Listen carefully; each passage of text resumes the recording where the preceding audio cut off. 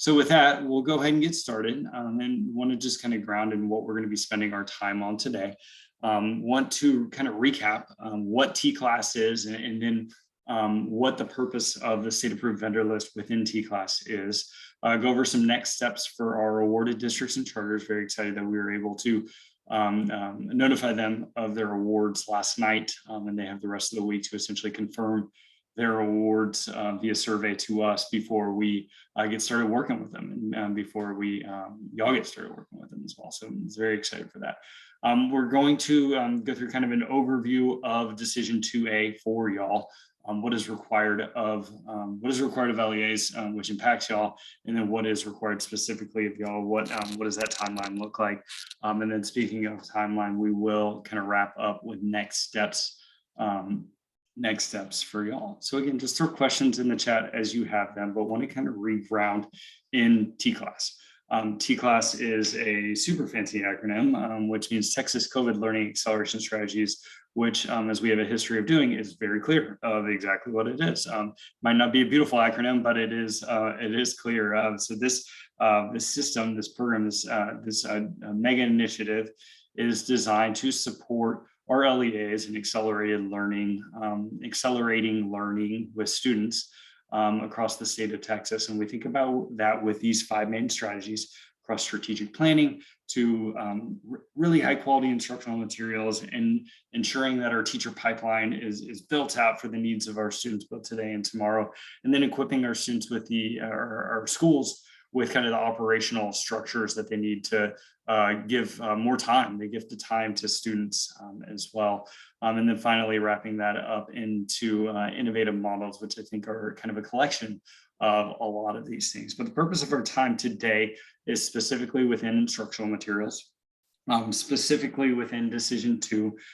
Folks that are on this call are one of 2 groups. You are either an approved implementation vendor, a district implementation vendor through 2A, or an approved HQIM specific product professional learning vendor. And there's a suite of y'all that are both, and so this is relevant to both of y'all. There were 2 webinars planned for today, and it's actually the same content. So if you have a little FOMO, you're worried about what happened earlier, besides some funny hats that we got to wear. We didn't actually wear funny hats, but it is the same information that you'll hear now and over the next few minutes or so. I want to be clear of what we mean when we talk about high quality instructional materials. Our theory of action, and our high level theory of action with high quality instructional materials, is that if districts adopt high quality instructional materials and they use them with fidelity, then student outcomes will happen. It's theory of action. This is a lot more challenging, and there's a lot of reasons why this doesn't always happen. But this is high level what we believe, and what research backs up is possible when it comes to high quality instructional materials. And for the sake of our conversation today, we're going to focus specifically on our Texas home learning instructional materials, which are available and are being supplied to our districts through Decision 2. When we think about fidelity of implementation, though, we recognize that it comes in both system level supports, but also kind of boardroom all the way down to the classroom, and up to the classroom, as I would advocate for. We know that there's a lot of implementation support. And so if you're an approved implementation support vendor, this is kind of really where we think about the bread and butter of your work. This is mostly at the district level and school level, but it really answers the question, what are the system level decisions that need to be made in order for high quality instructional materials and the implementation of high quality instructional materials to go well at the classroom and school level. So these might be kind of strategic decisions. This might be operational decisions. This might be around staffing or master scheduling. This might be around broader assessment strategy. This is a lot of the work of our implementation support folks, and those are going to be the implementation vendors that are on this call or that attended earlier today. In addition to that, we have product-specific professional learning that is intended to drive fidelity of implementation of the use of high-quality instructional materials. And we recognize that that stands, again, from the district administration to classrooms. And so the product-specific professional learning that we support folks with is really intended to span these levels even to the specificity of student work. What does this actually look like when a student successfully performs what we're asking of them through our curriculum? We also believe that teachers and coaches need high quality instructional material, product specific professional learning opportunities. We believe that students deserve access to grade level appropriate content, grade level TCLAS appropriate content. We know that high quality instructional materials give students exposure to that content. We also know that this means that we pick up students that might not be there, but we give them the opportunity to get to grade level mastery of our TCLAS through high quality instructional materials, which also brings into a lot of our blended learning strategies, which we'll discuss here in a bit. We also believe that that implementation of high quality instructional materials help our teachers to understand what strong implementation of their product looks like. So this might be understanding what other classrooms look like, student work samples and the like, to be able to really truly understand and internalize what high fidelity use of those materials should look like. We also know that we want to equip educators to internalize and prepare and potentially differentiate for students within the constructs of their high quality instructional material product. We know that high quality instructional materials are not a silver bullet that we can just put in a classroom and hope that students learn. This is really intended to take a big burden off of teachers from creation and frankly, in my position, searching for high quality instructional materials or instructional materials in general, and giving educators, shifting that time to be more focused on internalization and preparation of that product. And then finally, we know that all great high quality instructional materials need to be designed to support the needs of all of our learners in Texas classrooms. This is a very text-heavy slide that I just want to cover some of the key points. This is a recap of information that we've communicated to y'all through the state approved vendor list process.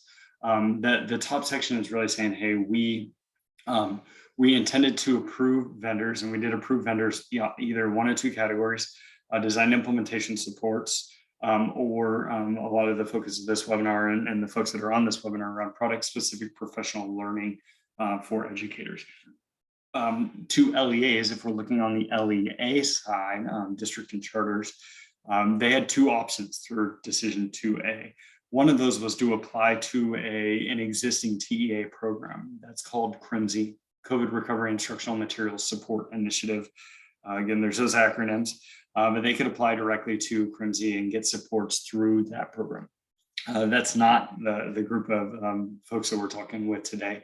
The folks that you're going to be engaging with are that second bullet point, or the fourth bullet point, I should say, around applying for grant funds to contract directly with an approved vendors. This is the boat that y'all are in, the focus of this webinar today, and we'll give you a little bit more context on what that means.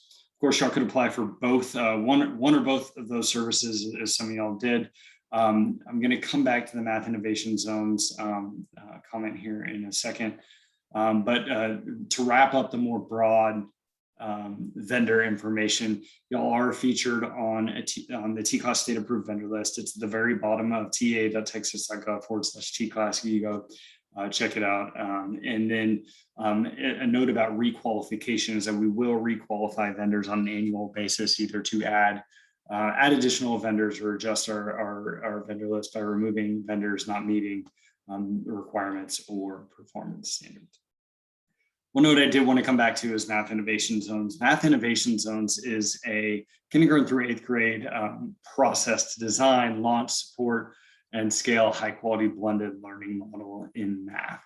And so there are vendors that are on this call that may choose to support districts that are directly involved in Math Innovation Zones. Those districts will be opting into Math Innovation Zones over the coming weeks. There's an additional set of requirements for Math Zones, which we'll give an overview of here in a minute, but just want to give folks a heads up that that is an option with through this opportunity as being an approved vendor. When we talk about the district implementation of high quality instructional materials, more specifically, we're focusing on the core tier 1 products that we have we've either contracted with or have built through Texas Home Learning. And so the specific products are here. And whether you're in the district implementation support side of things, or if you're in the HQIM specific professional learning, at the end of the day, the goal is to help teachers to use these high quality instructional materials well in their classrooms. And so that could be working on more of the systems level, setting up the structures, the operations to ensure that this is easier and more streamlined of a process for teachers to implement and schools to implement. Or if this is actually in the more granular, we're going to work with coaches and teachers to further develop you in one of these instructional materials. That is kind of the span of the work of our vendors for decision 2A. But at the end of the day, the purpose of the supports that we've built around 2A and what our districts have also opted into through 2B and the rest of TCLAS. I did mention Math Innovation Zones a second ago. Math Innovation Zones is a 4-year process to design, launch, scale, and sustain high quality blended learning. One note here is that it does say you're with Eureka Math TEKS Edition. So there are 2 options for Math Innovation Zones. One is with Eureka Math TEKS Edition and a blended learning supplement. So that could be either ST Math or ZERN. Those are the folks that are applied that were qualified for that. And the other option is through 6th through 8th grade math is through Carnegie Learning, and they're kind of built in online tool, which is called Mathia. And so either of those are the 2 kind of curricular options for Math Innovation Zones. But this is an additional option for districts to get additional resources, get additional recognition. There's an opportunity for an intervention pause for a commissioner intervention, which is available if folks achieve this designated Math Innovation Zone status. There's specific requirements around submitting and gaining approval from a third-party evaluator from a strategic plan. And then there's also additional requirements in execution once districts have started, once classrooms have started the work around having curriculum aligned professional learning for teachers, meeting student online curriculum progress targets, and then other progress monitoring on assessments or ways that teachers can better inform their instruction.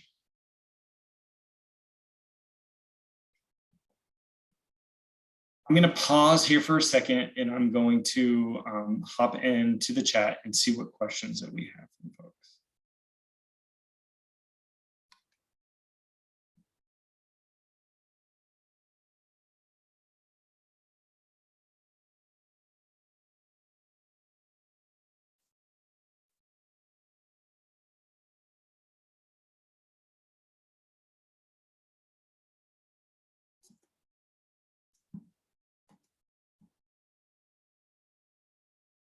All right, great. Good question about vendor next steps if you'd like to provide services for Math Innovation Zones. So if you are an implementation vendor, you are approved to provide these services. You just have to help the districts meet their requirements. So there is, you have been approved for that, but there will be additional context for folks that are going to provide these services for Math Innovation Zones that will deliver in the coming months, honestly. To just make sure that we're all on the same page, but folks are qualified for that, and really the requirements, as you'll see here in a minute, are what you would commit to doing and supporting our districts. I just popped away to just check my email and make sure there aren't other folks that are sitting in the waiting room and knocking on the door. Can I get a quick note in the chat, proverbial thumbs up if you can see my screen again? Great, thanks. All right. Next, what we're going to do is we are going to just give, I want y'all to have a good sense of where districts are right now. So I want to give an overview of their next steps and their assurances. When we say assurances, this is what districts are committing to. This is what we're holding them to as grant recipients. This is helpful for y'all to know, so that you're not just shooting in the dark with your work directly with the districts. This is essentially the assurances are what districts are committing to do and what you can expect from them as somebody that's engaging directly with them. So immediate TCLAS next steps for LEAs. The reason this says immediate is, as I mentioned earlier, LEAs received their award notification yesterday evening about the TCLAS supports that they were awarded.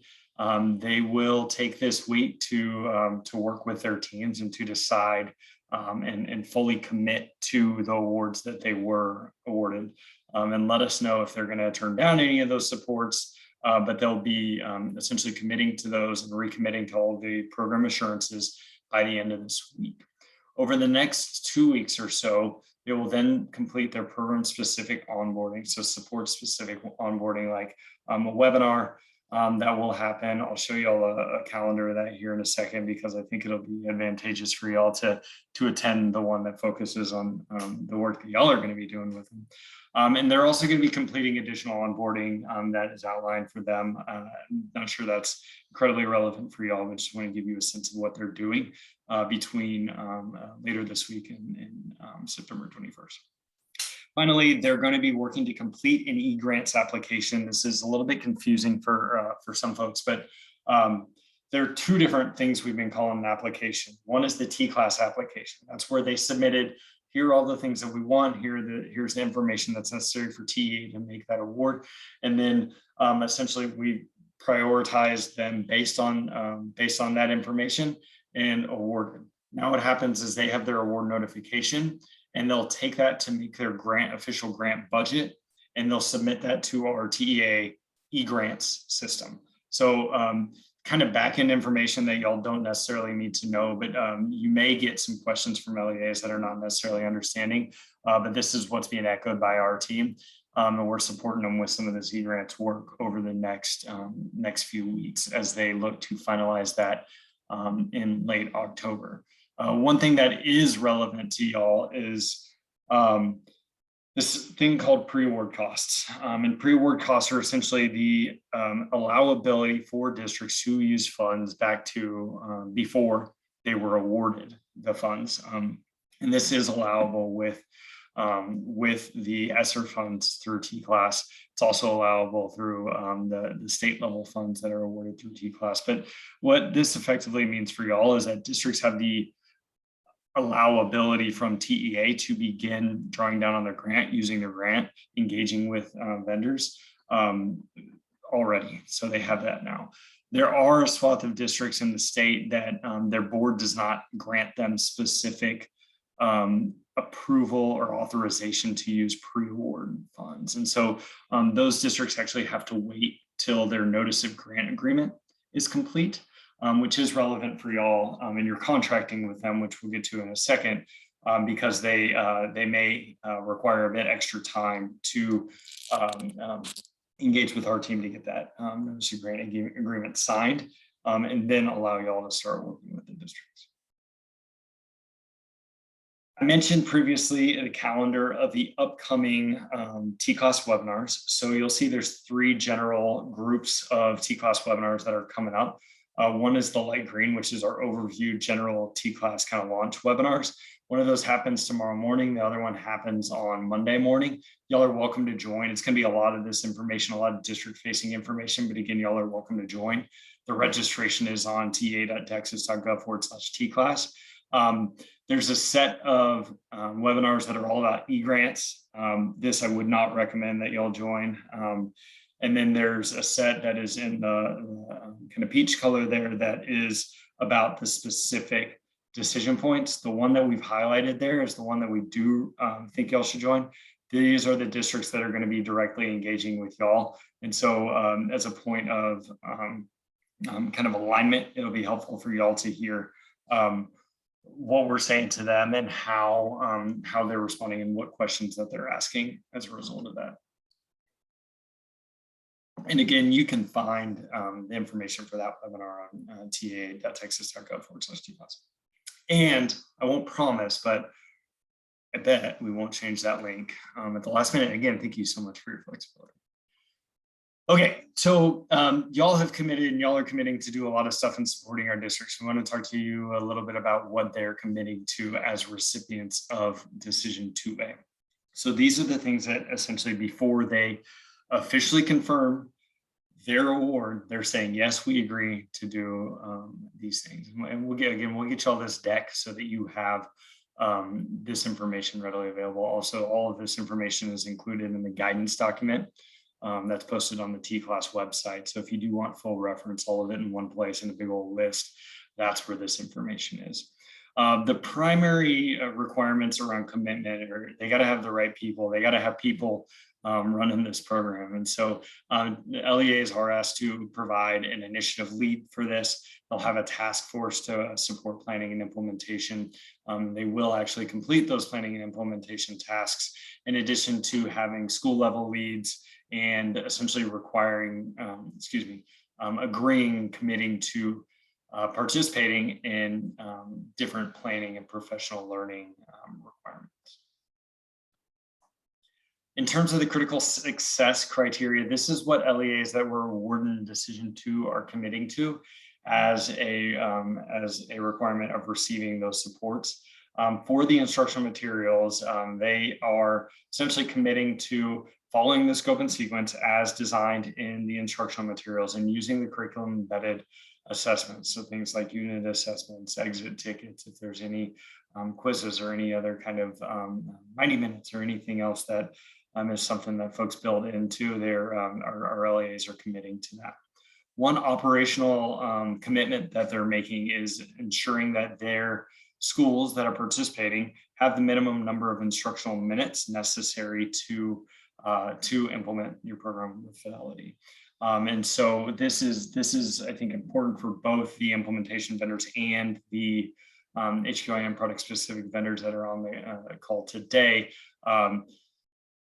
A, districts are committing to this, but B, we need to help them and get them. Making these operational changes are tough, and for the implementation folks, this is squarely in one of the reasons that we approved a lot of y'all is expertise in kind of these operational shifts that we know our districts are going to need to make. For planning and implementation, they've committed to a variety of assurances, essentially that they're going to plan. They're going to participate in the training that is available through these supports, whether that is virtual onboarding session and whether that is planning that assists in kind of ongoing implementation of the specific product. In addition to that, there's check-ins that they are required to engage in for the duration of their implementation. That includes both the LEA and the school level lead. Also in implementation, ongoing virtual professional learning, and there's a lot of the stuff that y'all would be delivering to them. They're required to participate.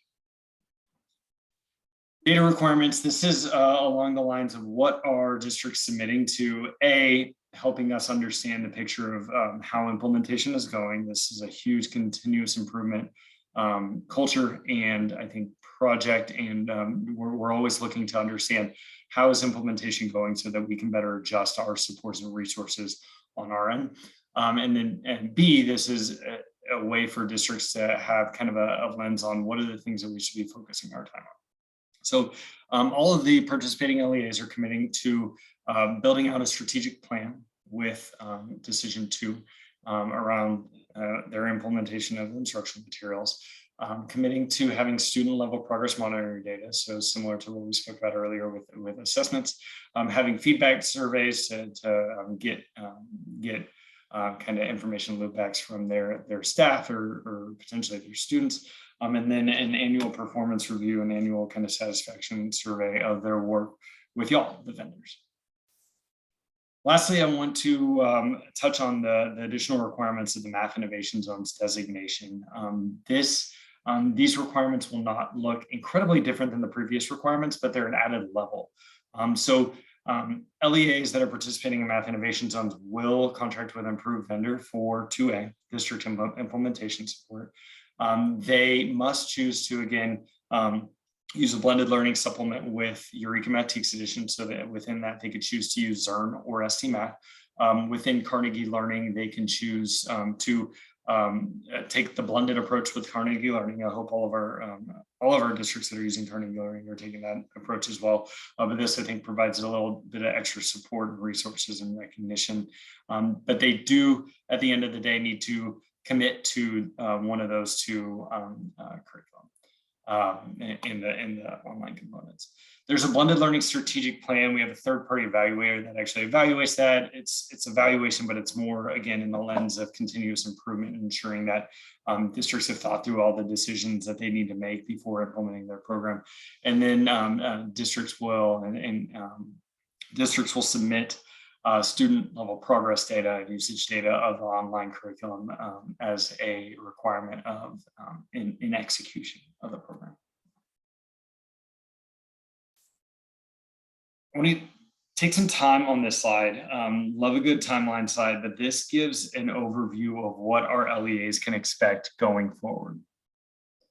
As I mentioned, over the next few weeks, they'll participate in their onboarding webinar. So this is really onboarding them to the initiatives that they selected, the supports they were awarded through TCLAS. This could look like specific to Decision 2A, but in reality, there's a lot of our districts that are going to be onboarding for multiple initiatives.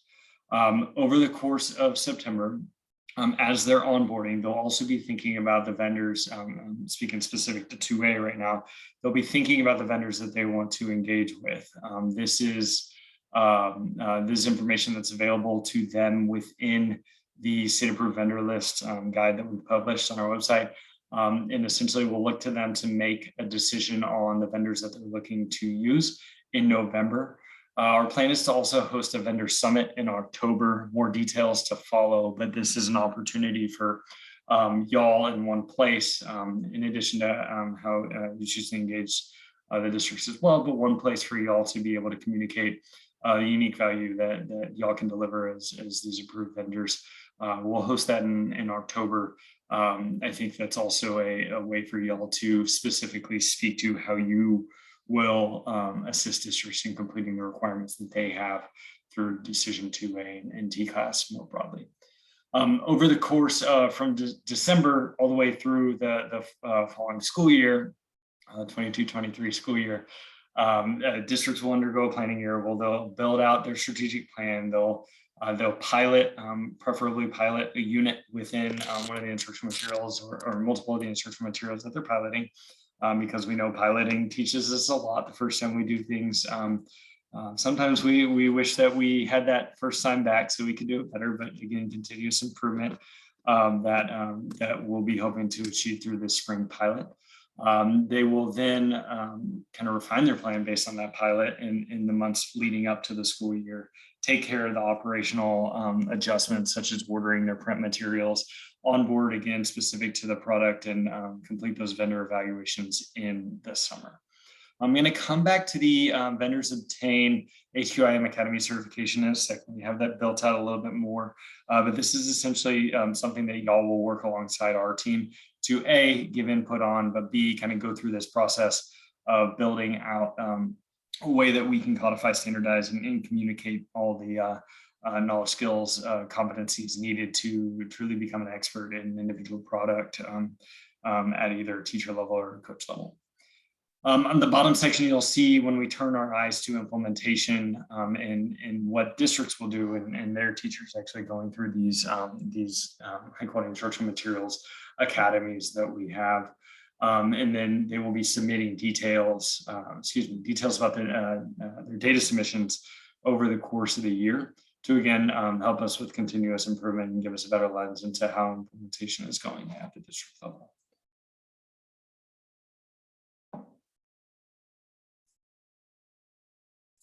The last section that we have is around vendor requirements and timeline, and we'll get into next steps a little bit with this. I don't see any questions in the chat right now, so I'm going to go ahead and just go through this section, and that'll leave us a solid amount of time at the end to be able to discuss if y'all do have any additional questions.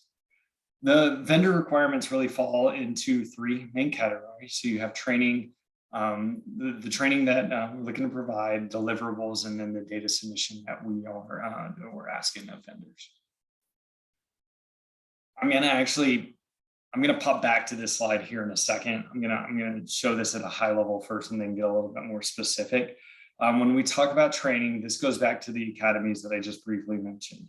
And so what an academy is, you see it down there at the bottom, is an overview, a process, kind of a codified walkthrough, or what are the things that I need to know, do, or hold as a competency given my role in order to do this well. The reason I say this is because this could be kind of that more district level, school administrator level system implementation work. What are all the decisions that I need to make in implementation? That's going to be a part of the academy. So it's kind of, think of it as kind of like a course where we're able to support districts in achieving those knowledge, skills, competencies. And then one that is relevant for a lot of folks that are on this call is the product specific professional learning. And so this is really around the LEAs going through this process to give them the specific and teachers and coaches the specific knowledge and skills they need to implement products well. We're asking that y'all go through this first and obtain this certification first. We're also asking that y'all give us a lot of feedback on it. It's something that we're able to work with y'all who we see as experts in this field to be able to develop and refine and improve for our districts. And we're excited to engage in that with you over the coming months. I'm going to pop back to this slide. This is a text-heavy slide, which is why I skipped over it initially. This lists a lot of the things that we previously, that I just communicated, but I want to make sure and be thorough here so we can be transparent of what is going to be asked of you. The first bullet point kind of details like how you're going to work with the LEAs. Approved vendors are going to work directly with LEAs, and you're going to contract with them based on their needs. So you're not contracting with TEA.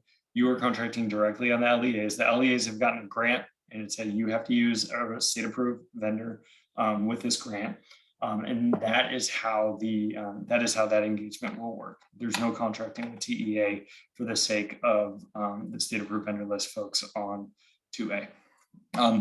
We are asking y'all to submit HQIM specific implementation data. So again, this has been covered a few times, but these are things like student level assessment. If there's any kind of like teacher level kind of outcomes or outputs that we're able to put together to give us a better sense of how implementation is going when folks are using the high quality instructional materials. For the implementation support vendors, there's planning your deliverables that are essentially a plan. We want districts to capture the work that you're doing with them, capture that plan. What are the decisions that we're making? And we need to capture that somehow. And so we're asking for submission of that plan as a deliverable. For Math Innovation Zones, that's a little bit more defined. Math Innovation Zones is coming up on its fourth year of implementation. And so it's a little bit more defined, but LEAs opting into that will submit it, and that'll undergo a pretty rigorous evaluation, but then enable districts to gain access to additional resources, additional grant funds, recognition. For the professional learning vendors, we're also asking y'all to submit deliverables that demonstrate that LEAs are implementing or going to implement the product with fidelity. So, for example, a training and like a district level training scope and sequence that's specific to that product. These are just examples, and we will be able to provide more details as y'all continue to work with our initiative leads on 2A. But I want to give you all a heads up of some of the requirements that are coming down the line. For this year, the last two points that are there, this goes back to those Academies kind of certifications, working with us to design what that is, give us feedback, and then ultimately achieve that designation certification yourself.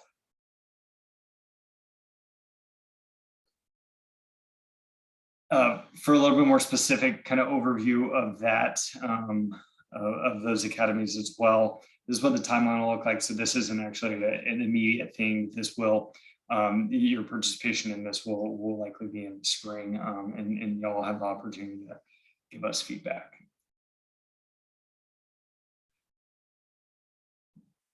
As kind of a double click on that and just giving a little bit more context of what those academies might look like, here is a sample of what the high quality instructional materials. So this is not the implementation based one, but this kind of gives you a sense of what we're designing and what we're going to walk folks through.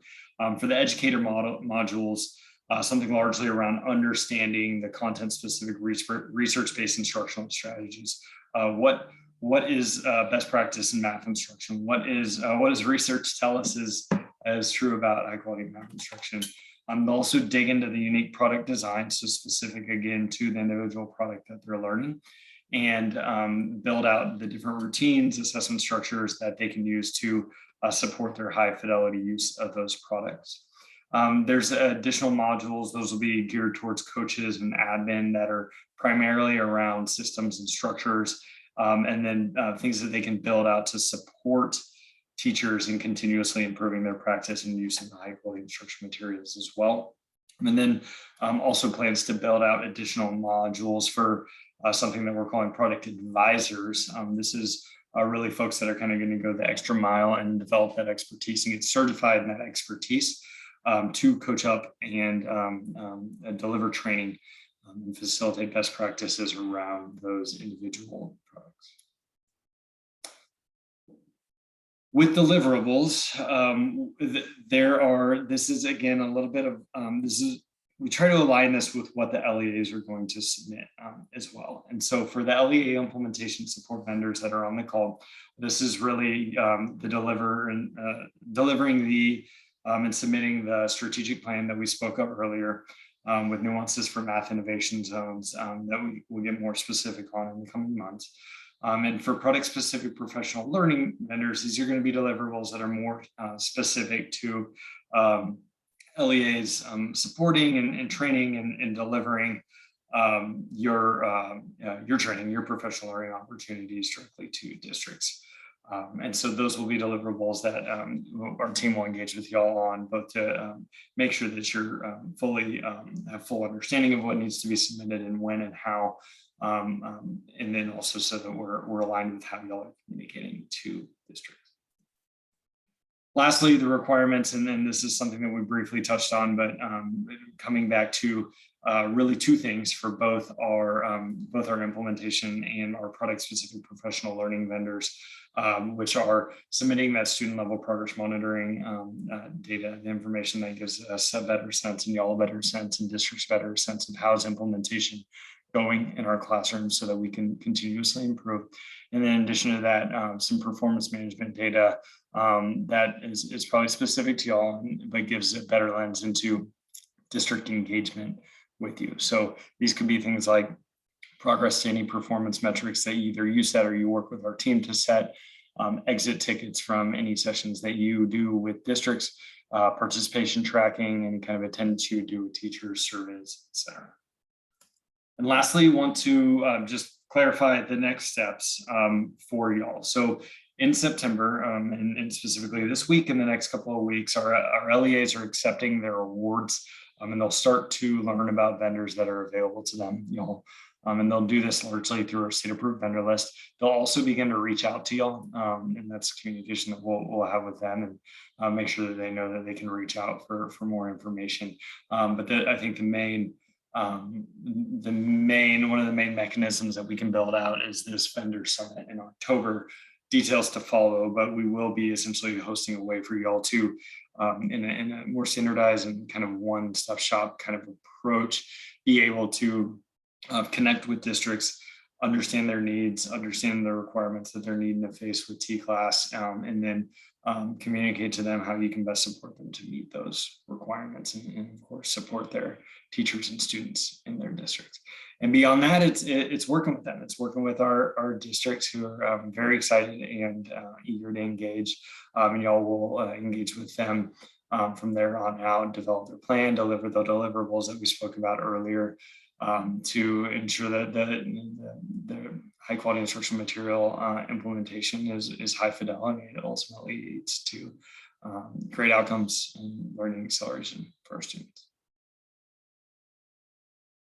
So I'm going to pause there, stop there. I'm going to open it up for questions. I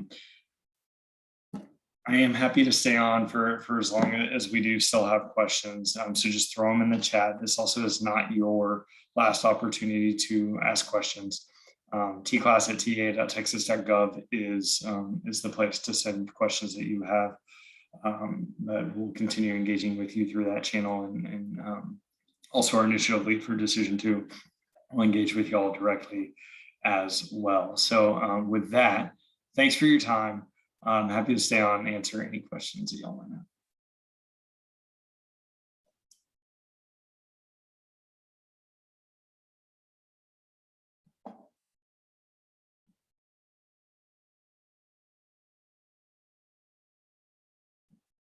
We got a good question. That's a natural question, especially for y'all to be asking right now, which is, hey, can I see which districts are selected for this or opted into that? So right now we're not publishing that list because districts are still committing to it. So that's something that we'll be able to work with y'all directly over the coming weeks to align on. Also, as we are able to communicate directly with them about their requirements and next steps. So that's coming soon on that one.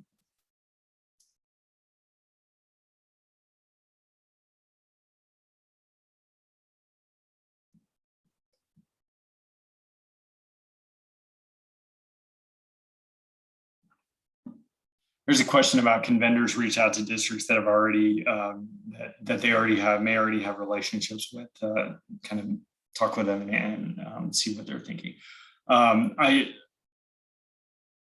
So I'll say two things here. Like, one is, I think that there's a ton that districts are doing right now, both launching the school year with COVID and trying to figure out what to do with the award that they just got, in addition to the other ESSER funds that they have. So obviously there's like a caution there that's like, as y'all are, especially as approved vendors and all this, so just being respectful of the district's time, which I think is a smart business strategy to take. The other thing is, I don't know if there's like anything that we could do to or would want to do to ever limit vendors from engaging with districts, especially those that you have existing relationships with. So I say that, and I also say we are going to be, our process is kind of what we laid out previously of engaging with districts this week to ensure that they're confirming what they're able to take on. The next couple of weeks will focus primarily on really double checking and being super sure that districts are understanding of what they're committing to. Before then, we kind of have more organized communications and start to streamline work of connecting y'all directly with the districts.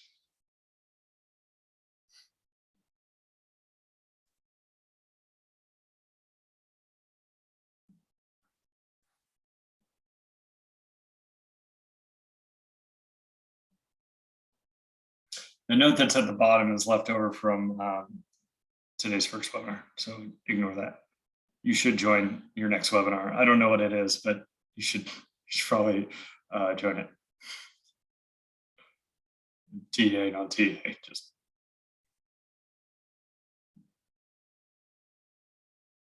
Looks like questions are slowing a little bit. I'm happy to stick on for another few minutes. Feel free to hop, take back your the next 15 minutes. Again, we'll send out this recording and other next steps in the coming days. A good question on, is there anything that we should do or think about to prepare for the vendor summit? I think that it will be an opportunity for you to essentially share your value to the districts and directly with them.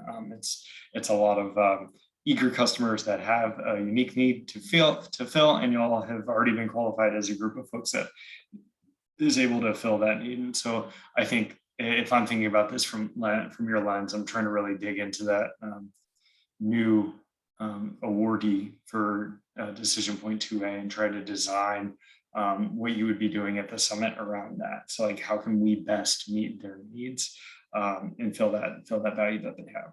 Anything specific that you need to do? No, not right now. As soon as we're able to define a date, we'll loop y'all in about that, in addition to the structure as well. But I do think is any good marketing and communication strategy, we'd probably thinking about what are the messages? Who are the districts? What are the messages? How are we going to position our work specific to 2A?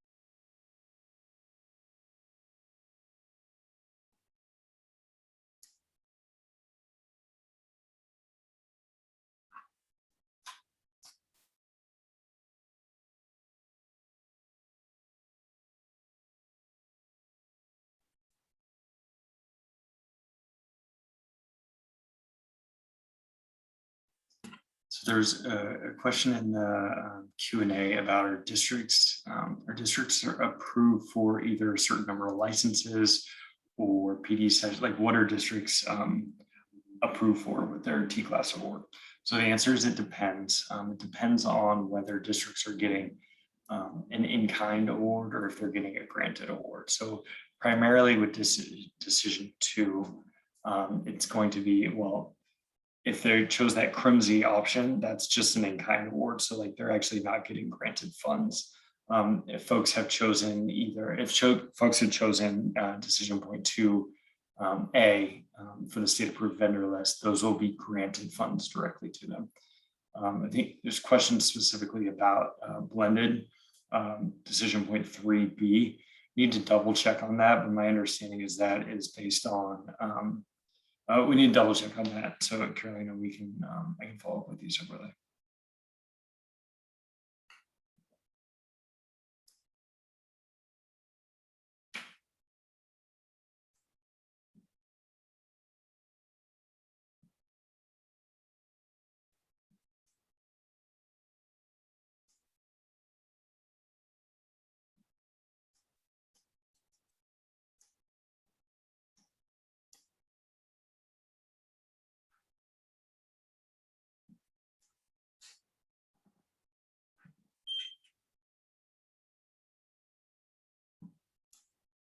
There was a question on, has there been a decision made as to whether or not there will be another application opportunity?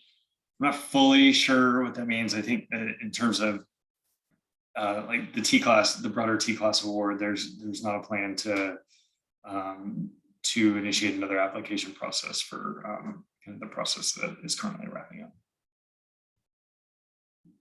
But things could always change, as the past 20 months have taught us.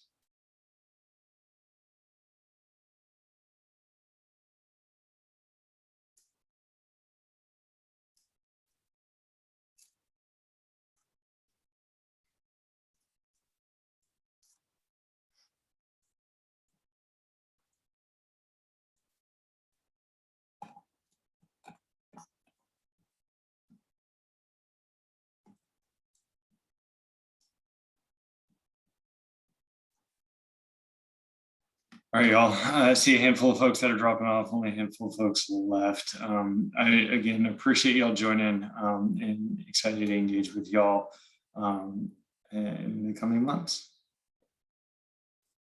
Have a great day.